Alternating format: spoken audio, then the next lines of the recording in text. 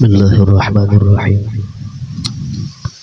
Alhamdulillahi mu'izzi man ata'ah wattaqah, mudilli man khalafa amrah wa asah.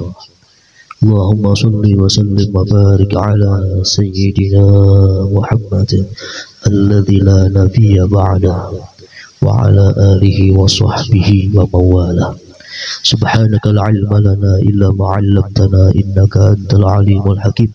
Wala hawla wala quwwata illa billahil aliyyil azim. Allahumma minka wa bika wa ilaik. Wala hawla wala quwwata illa bik. Allahumma bihaqqi sayyidina Muhammad wa ali sayyidina Muhammad ij'alna fi qalbi sayyidina Muhammad sallallahu alaihi wa alihi wasallam.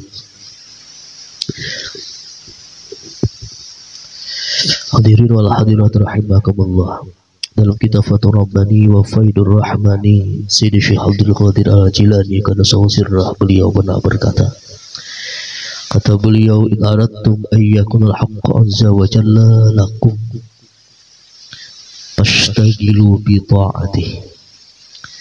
Masih dalam kajian hikmah di minggu yang kemarin.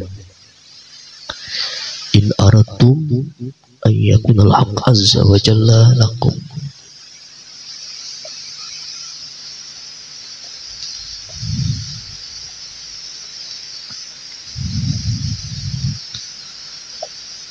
Jalla lakum fashtagilu bi ta'atih. Ada 3 syaratnya. Syarat yang pertama, fashtagilu bi ta'atih. Kata Sidi Syekh Abdul Qadir Jilani qaddasallahu sirrah, jika kalian ingin bahwa Allah Azza wa Jalla selalu memberikan kebaikan bagi kalian, lakum, selalu memberikan kebaikan, keberkahan, kasih sayang bagi kalian, maka kerjakanlah 3 hal. Fastagilu, yang pertama kata Sidi Syekh Abdul Qadir Jailani, sibukkanlah kalian, isilah waktu kalian bi ta'ati, dengan taat kepada Allah. Masih pembahasan di minggu yang kemarin. Yang kemarin kita bahas tentang perbedaan antara ta'ah, ibadah, dan juga qurbah. Ya, ada 3 istilah dalam agama kita perihal kehambaan kita kepada Allah. Ada namanya ta'ah, ada namanya ibadah, dan ada namanya qurbah.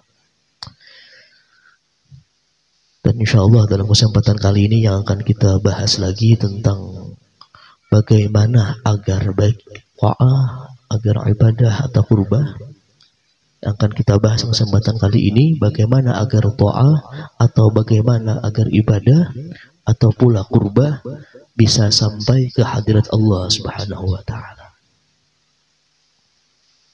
Agar sampai itu bagaimana ketiga macam ini sampai ke hadirat Allah Subhanahu wa ta'ala.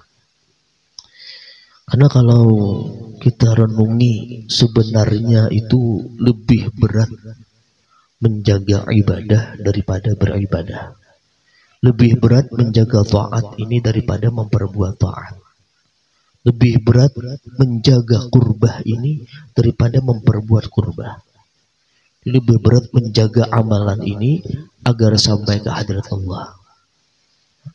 Ini lebih berat menjaga amalannya daripada beramalnya. Karena ada kudu-kudu tahapan yang harus kita jalani baru bisa sampai ke hadirat Allah.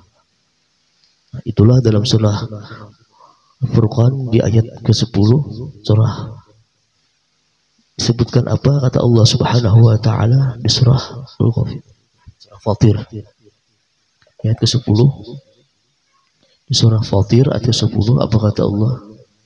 Ilaihi yas'adul kalimatut thayyib wal amalus shalih yarfa'u. Di surah Fatir di ayat ke-10 Allah itu menyatakan ilaihi yas'adul kalimatut thayyib wal amalus shalih. Kepada Allah naik kalimat-kalimat yang baik. Yas'adul kalimut thayyib wal amalu shalih, dan amal shalih. Jadi amalan itu harus naik baru bisa sampai ke hadirat Allah Subhanahu wa taala. Ilaihi yas'ad. Kalau belum naik amalannya, belum sampai ke hadirat Allah Subhanahu wa taala, atau dengan kata lain, amalannya itu tertolak. Jadi ada syarat-syaratnya agar amalan itu bisa naik ke hadirat Allah. Ilaihi yas'adul kalimut thayyib wal amalu shalih yarfa'u. Kepada Allah naiklah kalimat-kalimat yang baik dan segala amal salih itu naik. Namun ada beberapa tahapan baru bisa sampai atau baru bisa naik hadirat Allah Subhanahu wa taala. Sebagaimana disebutkan dalam sebuah hadis daripada Mu'adz bin Jabal, ini hadis Mu'adz bin Jabal. Ada sahabat yang namanya Mu'adz bin Jabal. Beliau ini pernah satu saat berjalan dengan Rasulullah Sallallahu Alaihi Wasallam dalam sebuah perjalanan. Ketika itu Nabi Muhammad Sallallahu Alaihi Wasallam itu mengatakan kepada Mu'adz bin Jabal, "Hai Mu'adz," kata Rasulullah, "aku ingin memberikan engkau sebuah hadis, aku ingin menyampaikan engkau sebuah hadis. Jika engkau hafal dan jaga hadis ini, maka akan sangat berguna untuk engkau. Maka akan sangat bermanfaat untukmu. Namun jika engkau sia-siakan hadis ini, tidak engkau amalkan, maka engkau tidak akan punya hujjah di hadapan Allah Subhanahu wa taala." Nah, jadi ada beberapa tingkatan yang Rasulullah dalam sebutkan dalam hadis Mu'adz bin Jabal ini. Jadi Rasulullah ingin menyampaikan sebuah hadis. Kata Rasulullah, "Hai Mu'adz, aku ingin menjabarkan engkau sebuah hadis, aku ingin memberitahukan engkau sebuah hadis. Jika engkau hafal dan jaga hadis tersebut, maka akan sangat berguna untuk engkau, sangat bermanfaat untukmu.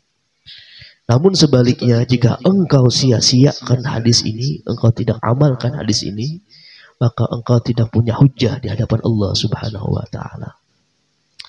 Apa kata Rasulullah Sallallahu Alaihi Wasallam? "Hai Mu'adz, Allah itu sebelum menciptakan 7 lapis langit, Allah menciptakan 7 orang malaikat. Di langit itu ada 7 lapis. Di sebelum Allah menciptakan 7 lapis langit, karena amal itu harus naik ke 7 lapis langit tadi. Yas'adu, naik. Harus naik ke langit ke-7. Bahwa Allah Subhanahu wa taala sebelum menciptakan 7 lapis langit, Allah ciptakan 7 orang malaikat yang menjaga langit-langit tersebut. Dan ini diperkuat surah Tabarak, surah Al-Mulk di ayat ketiga. Apa kata Allah? "Alladzi khalaqa sab'a samawatin tibaqa." Dialah Allah yang menciptakan 7 lapis langit. Sab'a samawatin tibaqa. Allah yang menciptakan 7 lapis langit. 7 langit berlapis-lapis. Khalaqa sab'a samawatin tibaqa. Dialah Allah yang menciptakan 7 lapis langit. Nah, ini membuktikan bahwa langit itu ada 7 lapis. 7 lapis langit. Itulah kenapa Allah ciptakan 7 orang malaikat yang menjaga setiap langit. Jadi Allah belum menciptakan langit ini, Allah ciptakan dulu malaikatnya. Allah sebelum menciptakan langit, Allah ciptakan 7 malaikatnya untuk menjaga langit tersebut.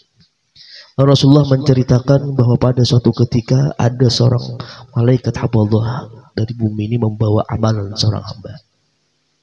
Dibawanya amalan seorang hamba untuk menembus langit ke-7.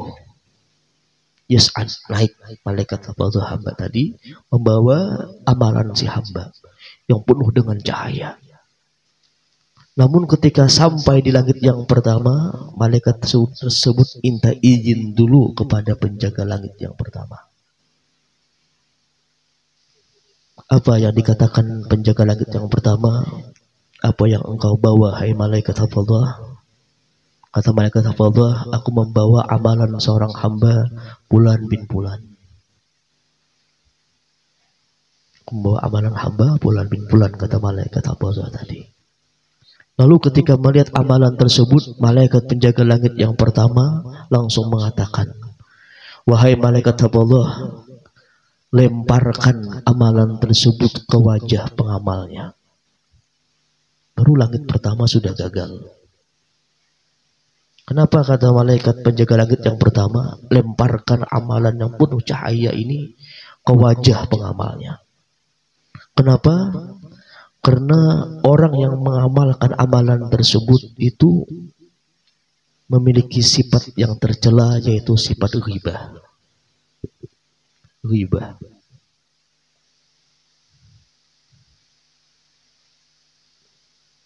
Ghibah ini menyebut kejelekan orang lain meskipun itu benar adanya. Ghibah.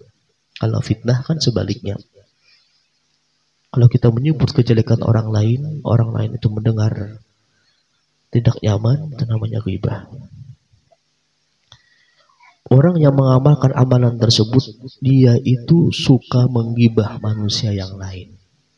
Maka lemparkanlah, kata malaikat tadi, amalan tersebut di hadapannya. Karena Allah berwasiat kepadaku, berpesan kepadaku, kata malaikat penjaga langit pertama, bahwa aku tidak boleh membiarkan naik amalan orang yang suka menggibah.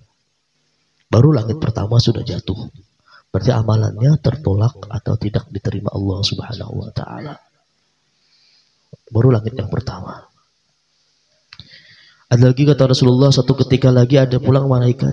Ada lagi malaikat, kata Rasulullah Sallallahu Alaihi Wasallam, membawa amalan hamba yang penuh dengan cahaya pula.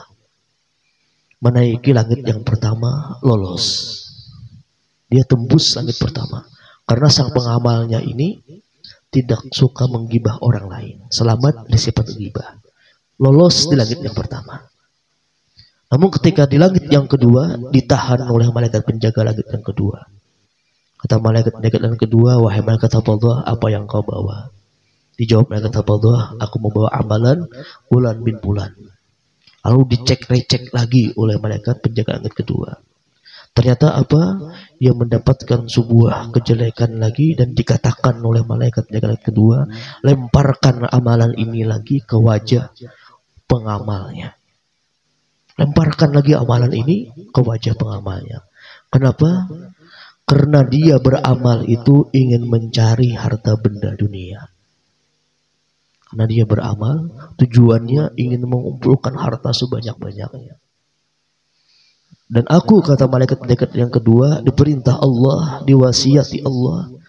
Untuk apa? Untuk tidak membiarkan amalan orang yang cinta dunia, yang mengumpulkan harta benda dunia ini, untuk naik ke hadirat Allah Subhanahu wa ta'ala. Dia mencari dunia. Ditahan oleh malaikat. Nah, kalau ada orang beramal untuk mencari harta benda dunia, mengumpulkan harta sebanyak-banyaknya, baru langit kedua sudah gugur amalannya atau tidak diterima Allah Subhanahu wa ta'ala. Nabi bercerita lagi, wahai Mu'az, Rasulullah, suatu ketika lagi ada malaikat yang membawa amalan hamba yang penuh dengan cahaya pula. Tembus langit pertama, tembus langit kedua, karena pengamalnya tidak ada ghibah, pengamalnya tidak mencari harta benda dunia, tidak mengumpulkan harta sebanyak-banyaknya dengan amalannya. Namun ketika langit yang ketiga, ditahan lagi oleh malaikat yang ketiga. Ditahan oleh penjaga langit yang ketiga. Apa kata penjaga langit yang ketiga? Wahai malaikat hafadzah, apa yang kau bawa? Aku membawa amalan Fulan bin Fulan. Lalu dicek dan dicek lagi oleh malaikat penjaga langit yang ketiga. Lalu apa kata dia yang ketiga? Wahai malaikat hafadzah, lemparkan lagi amalan tersebut ke wajah pengamalnya. Kenapa? Karena si pengamal amalan ini, dia itu memiliki sifat takabur, sifat sombong, takabur. Dia memiliki sifat takabur, Dan aku, kata malaikat penjaga langit yang ketiga, Allah wasiatiku, Allah perintah aku agar jangan membiarkan amalan orang takabur melewati langitku ini. Disuruh dilemparkan lagi ke wajahnya. Takabur ini dalam hadis Imam Muslim, Rasulullah pernah bersabda, apa itu takabur itu? Takabur itu, kata Rasulullah, batarul haq wa ghamdun nas. Takabur itu menolak kebenaran dan memandang rendah manusia. Rawahul Muslim. Ketika orang dinasihati dia tidak mau, menolak kebenaran, itu termasuk kategori takabur. Atau memandang rendah manusia, batarul haq wa ghamdun nas, memandang rendah manusia yang lain, itu pun sifat takabur. Lalu Rasulullah berkata lagi, wahai Mu'az, satu ketika pula ada lagi malaikat Allah membawa amalan seorang hamba. Tembus langit pertama, tembus langit kedua, tembus langit ketiga. Namun ketika berada di langit yang keempat, dijaga oleh malaikat penjaga langit keempat. Dan ditanyakannya, wahai malaikat Allah, apa yang kau bawa? Aku membawa amalan bulan bin bulan. Lalu dicek dan dicek lagi oleh malaikat penjaga langit yang keempat. Ternyata apa? Dia menemukan kejelekan lagi dalam amalannya. Dan dia berkata, wahai malaikat Allah, lemparkan lagi amalan tersebut ke wajah pengamalnya. Lemparkan lagi amalan tersebut ke wajah pengamalnya. Kenapa? Karena kata penjaga langit yang keempat, dia itu memiliki sifat ujub, bangga dengan dirinya. Ujub. Dia takjub, dia berbangga dengan dirinya karena bisa mengamalkan amalan ini. Dia bisa sholat tahajud, orang lain tidur. Dia merasa lebih baik pada teman-temannya. Dia merasa lebih mulia dari orang sekampungnya. Ini adalah ujub, bangga, takjub dengan dirinya. Dan aku, kata penjaga langit yang keempat, Allah wasiatiku, Allah perintah aku agar jangan membiarkan amalan orang ujub melewati langit keempat. Di amalannya tertolak lagi, tidak terima Allah Subhanahu wa ta'ala. Lalu Nabi berkata lagi, wahai Mu'az, satu ketika pula ada malaikat Allah membawa amalan seorang hamba yang penuh dengan cahaya pula. Dan tembus langit pertama, langit kedua, langit ketiga, langit keempat. Namun ketika di langit yang kelima, ditanyakan penjaga langit yang kelima, wahai malaikat Allah, apa yang kau bawa? Malaikat Allah berkata, wahai penjaga langit yang kelima, saya membawa amalan bulan bin bulan. Lalu dicek dan dicek lagi oleh penjaga langit yang kelima. Dan ternyata dia pun menemukan kejelekan lagi dalam amalannya. Dan dikatakan penjaga langit yang kelima, wahai malaikat Allah, lemparkan lagi amalan ini ke wajah pengamalnya. Kenapa? Karena si pengamal ini ada memiliki sifat hasad, sifat dengki.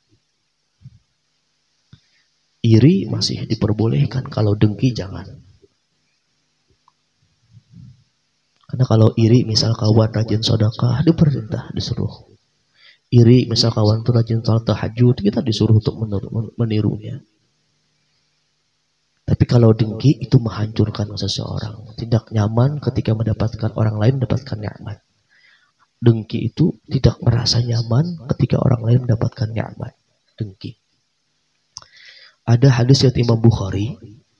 Apa kata Rasulullah? La hasada illa fisnain. Tidak boleh dengki kecuali pada dua orang. Tidak boleh iri kepada dua orang. Pertama apa? Boleh kita itu iri kepada orang yang Allah berikan harta, namun dia sedekahkan, dia habiskan di jalan yang benar. Dia senang bersedekah, mengayomi orang miskin. Itu kita boleh iri. Dan yang kedua kata Rasulullah, kita itu boleh iri kepada orang yang Allah berikan hikmah lebih dalam dari ilmu. Karena orang hikmah ini orang yang mendapatkan buah daripada ilmu. Al-Hakim beda dengan Al-Alim. Karena orang alim belum tentu hakim. Kalau orang hakim pasti alim. Orang yang Allah berikan hikmah dan dia gunakan hikmahnya untuk memutuskan perkara dan mengajarkan ilmunya. Kita boleh iri kepada dua macam orang tadi. La hasada illa bisnain. Rawahul Bukhari. Dan aku, kata malaikat penjaga langit yang kelima, Allah memberikan aku nasihat, memberikan aku perintah bahwa aku tidak boleh membiarkan amalan orang yang hasad melewati langitku ini. Lalu amalan tersebut dilemparkan lagi di wajah pengamalnya. Allah tolak amalannya. Lalu Nabi berkata lagi, hai Mu'az, suatu ketika pula ada malaikat hafadzah yang membawa amalan seorang hamba yang penuh dengan cahaya pula. Hebatnya lagi amalan tersebut tembus langit pertama, tembus langit kedua, ketiga, keempat, kelima. Namun ketika di langit yang keenam, dijaga oleh malaikat langit keenam. Dan bertanya malaikat langit keenam, wahai malaikat hafadzah, apa yang kau bawa? Kata malaikat hafadzah, aku membawa amalan bulan bin bulan. Lalu dicek dan recheck amalannya oleh penjaga langit yang keenam, dan dia pun menemukan kejelekan pula, kata Rasulullah SAW. Dan dia menemukan apa? Bahwa orang yang mengamalkan amalan ini di dalam hatinya itu tidak memiliki sifat kasih sayang. Orangnya keras, kasar. Amalannya pun tertolak. Kenapa? Karena kata malaikat penjaga langit yang keenam, aku ini Allah perintah, Allah berikan wasiat agar jangan membiarkan amalan orang yang tidak punya kasih sayang di hatinya melewati langitku ini. Jadi hati-hati, hati yang keras. Rasulullah pun ditegur Allah langsung, "Lau kunta faddan ghadhal qalbi lan faddu min hawlik." Kata Allah Subhanahu wa taala, hai Muhammad, jika engkau keras, kasar, niscaya mereka itu berjauhan dari sisi engkau. Nabi sendiri dilarang Tuhan untuk kasar. Jadi ada hadis dari Ibnu Umar, Rasulullah pernah bersabda, apa kata Rasulullah? Ar-rahimun yarhahumur rahman. Orang-orang penyayang akan disayang Tuhan. Yarhahumur rahman.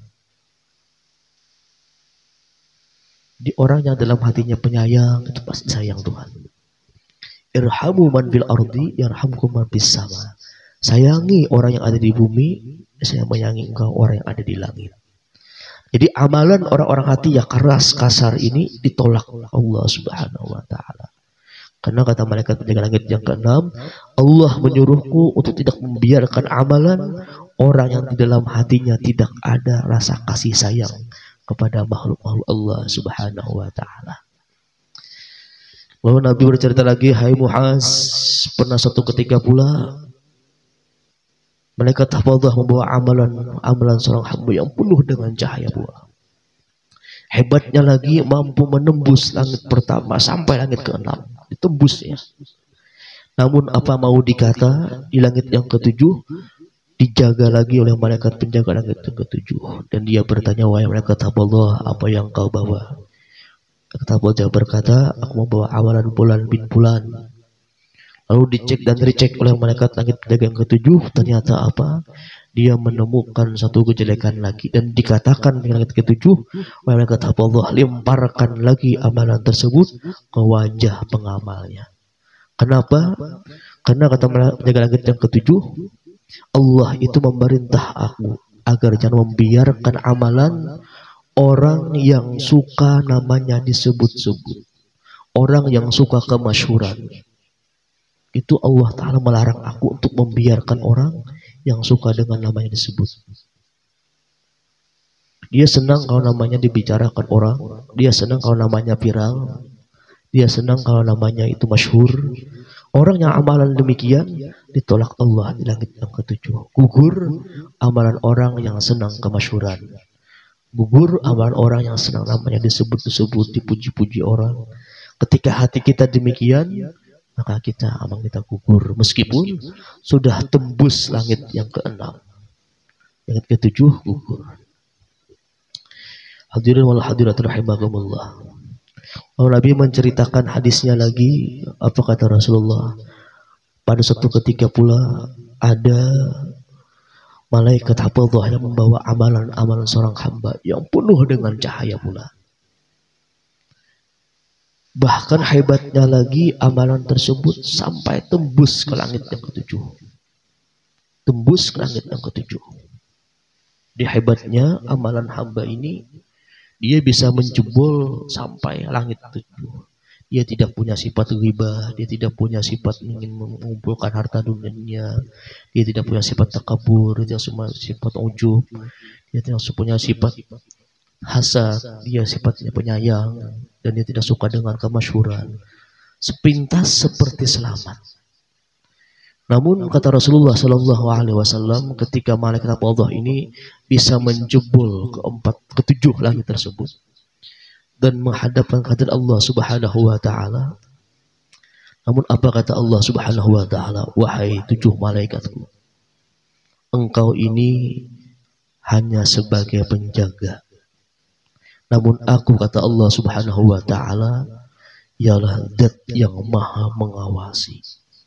Bahkan aku ini meneliti sesuatu yang terdalam dalam hatinya. Lalu apa kata Allah Subhanahu Wa Taala? Wahai malaikat-malaikatku, lemparkanlah lagi amalan ini ke wajah pengamalnya. Kenapa kata Allah Subhanahu Wa Taala? Dia, meskipun dia itu bisa lolos dari penjagaan engkau, namun dia beramal, kata Allah, bukan ingin mengharapkan keridhaanku, namun dia mengamal ingin mengharapkan sesuatu yang lain dari diriku. Dia tidak ikhlas amalannya, dia tidak ikhlas beramal untukku. Maka kata Allah, laknatku atas dia. Ketika Allah melaknat dia, maka semua malaikat yang ada di langit, mereka pun sontak melaknat orang-orang tersebut, padahal dia sudah lolos sampai 7 lapis langit. Namun ketika di hadapan Allah, Allah awasi, Allah cek hatinya, ternyata hatinya tidak benar-benar ikhlas mengharapkan ridha Allah Subhanahu Wa Taala. Itu pun masih bisa gugur. Nah, itulah kenapa tadi kita katakan menjaga amal agar sama Allah itu lebih sulit daripada kita beramal. Karena beramal itu sebentar, tapi menjaga amal agar tembus sama Allah Subhanahu Wa Taala itu sangat amat berat.